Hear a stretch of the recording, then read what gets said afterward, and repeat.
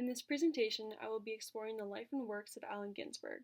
Ginsberg was an important member of the Beat generation in connection with Jack Kerouac and others, as well as a modern American poet, activist, scholar, spiritual thinker, and teacher.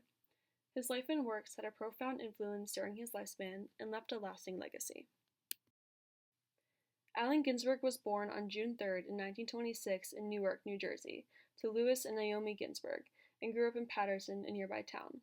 Both of his parents were members of the literary counterculture in New York in the 1920s. His father was a published poet and schoolteacher, and his mother was a member of the Communist Party.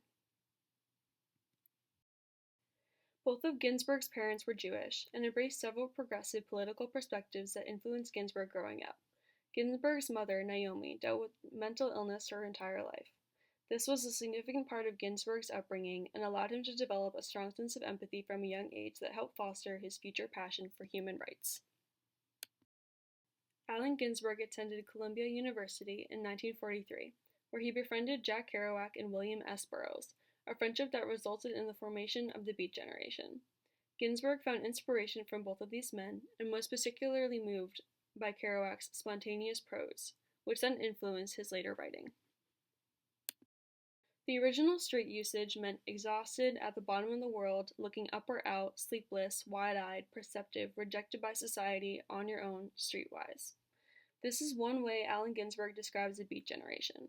The phrase Beat generation has been defined in many ways, but at its core it was a literary movement started by Ginsberg, Kerouac, and Burroughs. Walt Whitman was one of the biggest literary influences on Ginsberg growing up. Howl, Ginsberg's most popular poem, is written in the long-line style of Walt Whitman. Reading the poem feels very similar to reading Whitman's Song of Myself, not only due to the technical writing style, but also because of the celebratory nature of both pieces. When Ginsberg moved to San Francisco in 1984 in pursuit of the Beat generation, he met the love of his life, Peter Orlovsky. Orlovsky was also a poet, and love letters between Ginsberg and Orlovsky have been published in several books, including Straight Heart's Delight. Ginsberg was an openly homosexual man, although this caused him much difficulty throughout his life. Hold back the edges of your gowns, ladies. We are going through hell. This is an excerpt from William Carlos Williams' introduction to Howl, the poem published in 1956 that spurred the nation with passionate reactions from harsh critiques to joyous celebrations. The poem brought Allen Ginsberg's unique voice into the world. Howl reflects Ginsberg's experience as a homosexual male in both a celebration and lamentation of his personal experiences through literary devices such as anaphora. Ginsberg is unapologetic and embraces his identity with joy and enthusiasm, but does not ignore the omnipresent pressure of society to conform. Who lost their loved boys to the three old truths of fate, the one-eyed shrew of the heterosexual dollar, the one-eyed shrew that winks out of the womb, and the one-eyed shrew that does nothing but sit on her ass and snip the intellectual golden threads of the craftsman's loom. This quote shows the struggle of queer people during this time period, stressing the suffocating nature of a heteronormative society that does not accept anything other than heterosexuality. The anaphora of the phrase one-eyed shrew stresses the oppressive environment that queer people endured in the 50s and 60s, which reflects Ginsberg's experience as a queer person throughout his life. However, Ginsberg celebrates his identity by describing it as the intellectual golden threads of the craftsman's loom.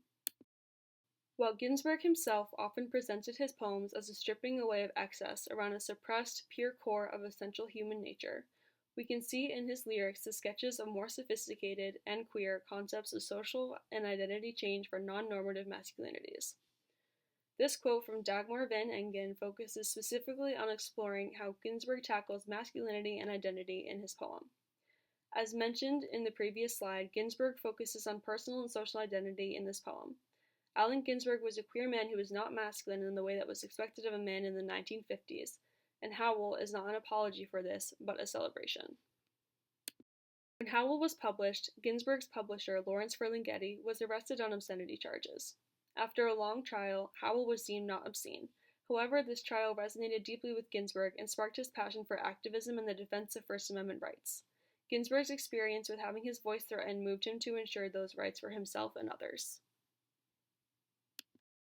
Allen Ginsberg was a radical activist throughout his life. He was a voice for human rights, gay liberation, freedom of speech, and ecology, and protested many issues such as the Vietnam War, nuclear weapons, sexual repression, and censorship. He was vigorously involved in many protests and demonstrations, which was very important to him, despite occasionally having to face consequences. Ginsberg wrote many works after Howl, including Kaddish and Other Poems, Planet News 1961 and 1967, and The Fall of America, Poems of These States 1965 to 1971. Kaddish was the most famous of these, telling the story of his mother's struggles with mental health, and is based on a traditional Jewish prayer for the dead. Spirituality was something that was very important to Ginsberg. He was Jewish by heritage, discovered Hinduism in India, and adopted Buddhism. He believed in the power of meditation, and believed in the combination of meditation, yoga, and psychedelics as a way to explore consciousness. The second part of Howl was written on peyote, a cactus with psychedelic properties. Allen Ginsberg co-founded with poet Anne Waldman the Jack Kerouac School of Disembodied Poets at the Naropa Institute in Boulder, Colorado in 1974. The Naropa Institute is a school founded on Buddhist principles, and the Jack Kerouac School still exists today. Ginsberg taught at this school as well as at Brooklyn College. Allen Ginsberg died in 1997 from a stroke after a battle with liver cancer. Although his poems are what he is most remembered for, he was also an artist, a photographer, and a decently successful musician. Ballad of the Skeletons, released just a year before his death, was written with a mix of musicians, including Paul McCartney.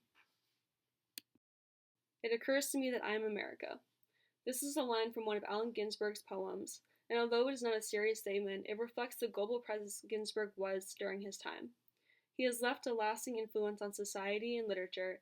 Decades after Howl defied expectations, sparked countless reactions around the world, and paved the way for literary and societal change.